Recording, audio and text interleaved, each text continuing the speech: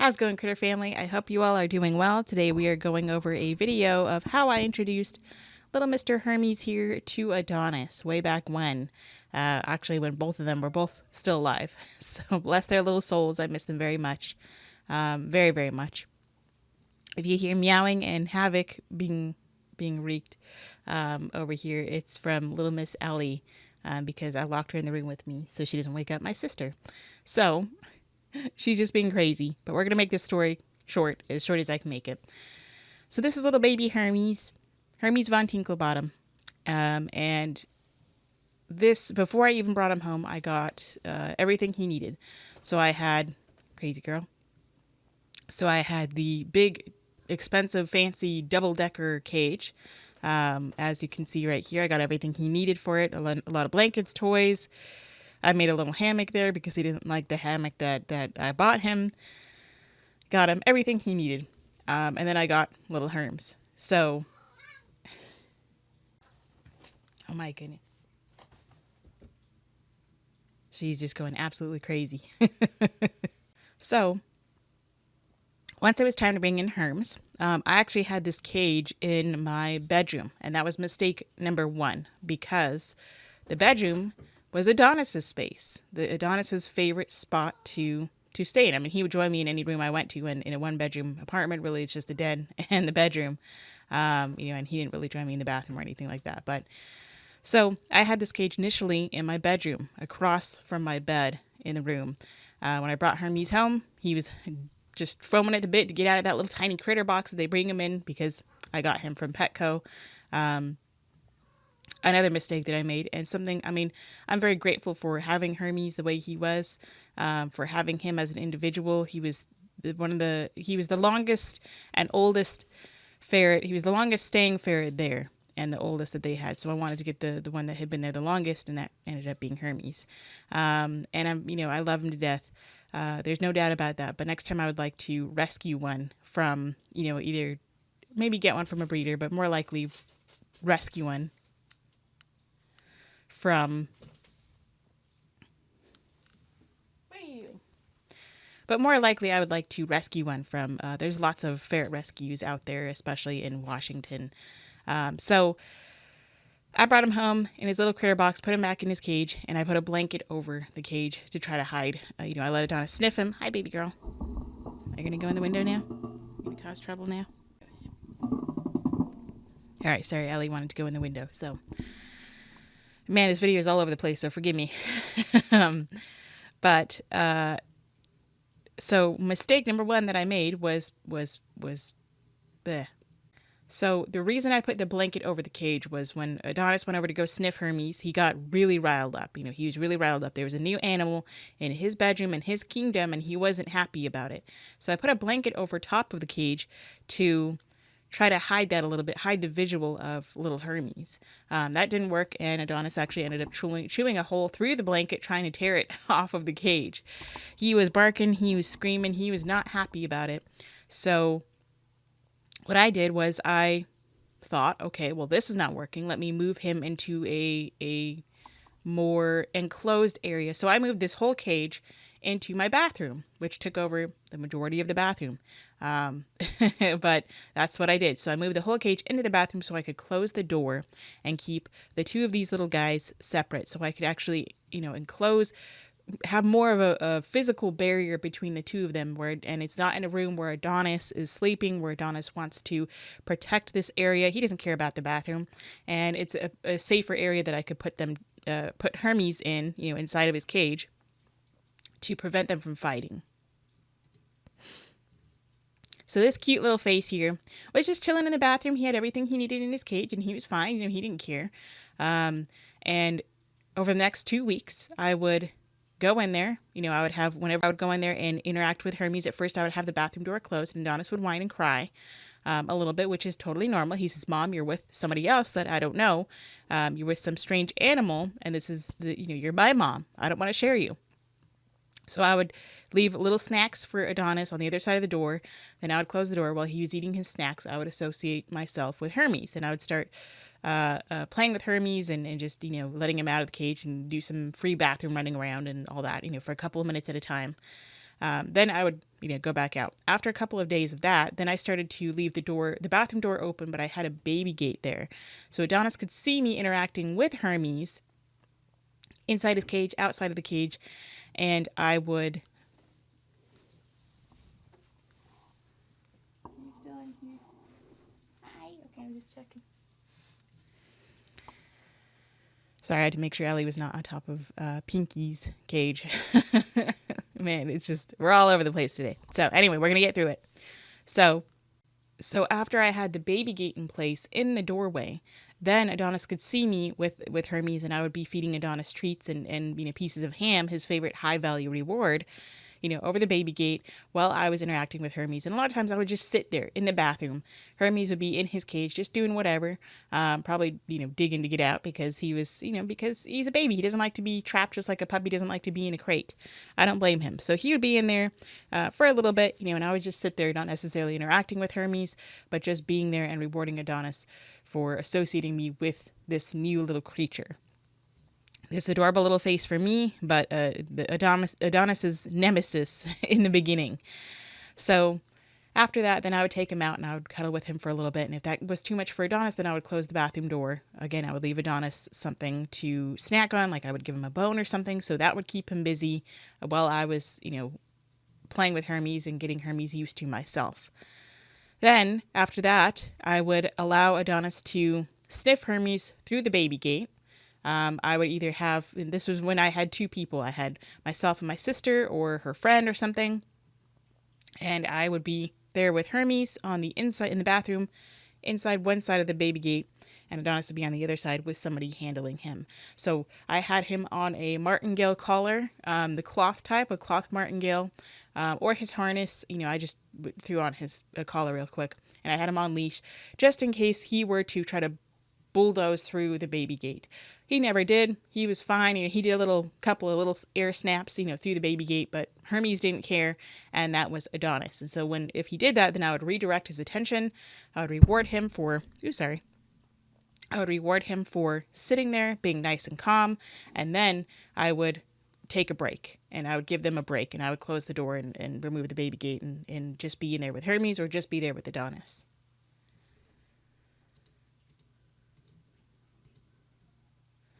So eventually, I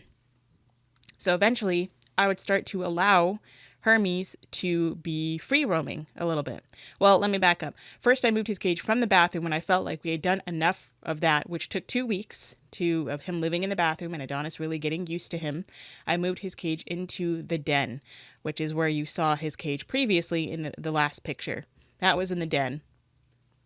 Basically in the furthest corner away from where the bedroom was, totally across the apartment at that apartment at that time.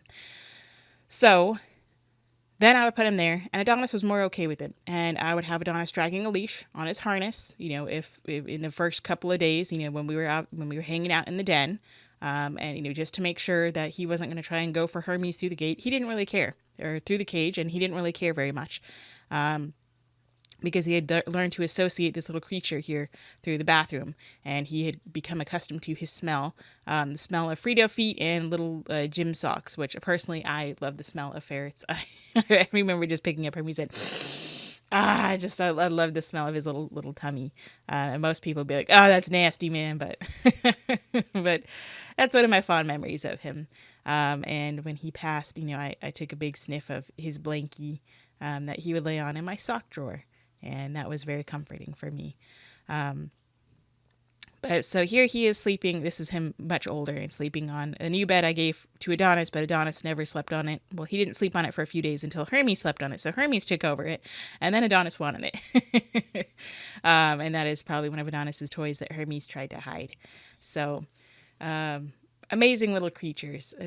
For anybody who is ever interested in one, I highly recommend them. They are a lot of work, just like any animal, but they are so rewarding. They are awesome little pets, especially if you let them free roam.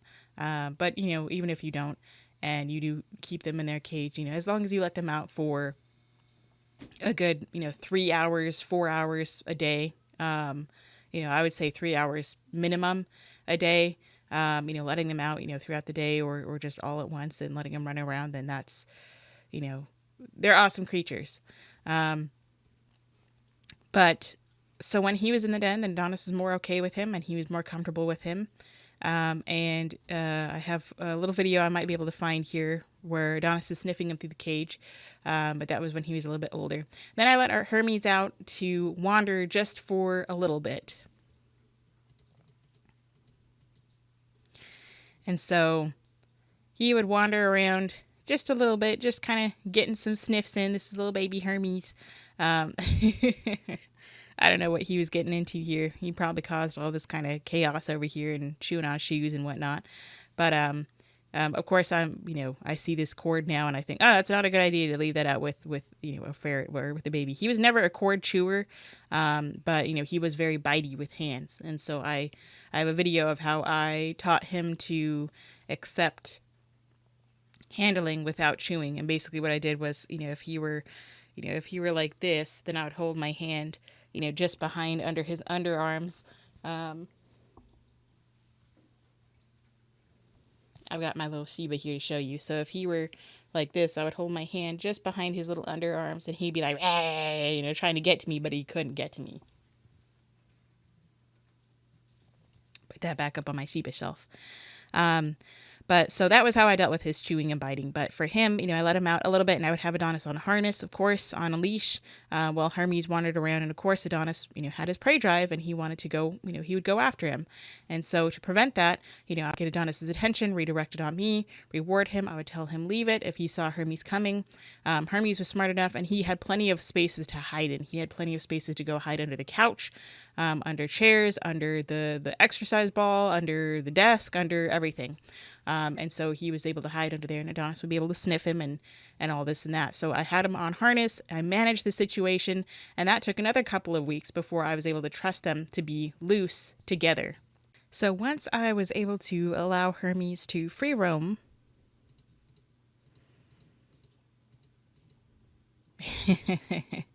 a little bit. This is a different apartment when he was much older, but once I was able to, him hiding his hot dog. Once I was able to allow them to free roam, then, of course I had his little tunnel here and I had lots of opportunity for him to hide. And again, that took, probably took about a month from start to finish of being able to get Adonis and Hermes both acquainted with each other to the point where they were safe to be free together. Of course, I never left Hermes out and about alone when I was gone. Not in the beginning, not for a couple of months, not until he was, a little bit older. He was about 6 months old when I first got him. So probably not until about a year old, did I let him be free roaming on his own. And then after a couple of years, you see, even before that, you could see these boys chilling out. Here's Pinky up here. That was my old filming studio with my awesome fan art. And here's Adonis just chilling, and here's little Herms chilling on that bed that I got for Adonis that he never slept on. So this was in a new apartment, and these boys were already acquainted with each other and totally fine and comfortable with each other. This is at yet another apartment. Oh no, this is the same apartment. But this is Hermes just playing his little toy. Little dude just chilling with me. Freshly cut and washed hair. But yeah, so I miss this little guy. He was awesome. But anywho, so this was, so that's how I got these guys used to each other. It took time, it took management, it took a lot of patience and understanding and learning from mistakes that I made. One mistake I made was having the couch here by the counter. I ended up switching it around where I had the TV here because he was easily able to crawl on the counter and drop plates and get in the sink and all that good stuff.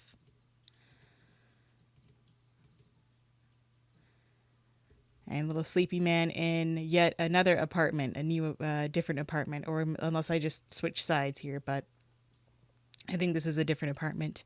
But here he is just sleeping and chilling. By then, the boys were easily able to be left alone by each other, with each other and by themselves, and he was able to be left by himself as well.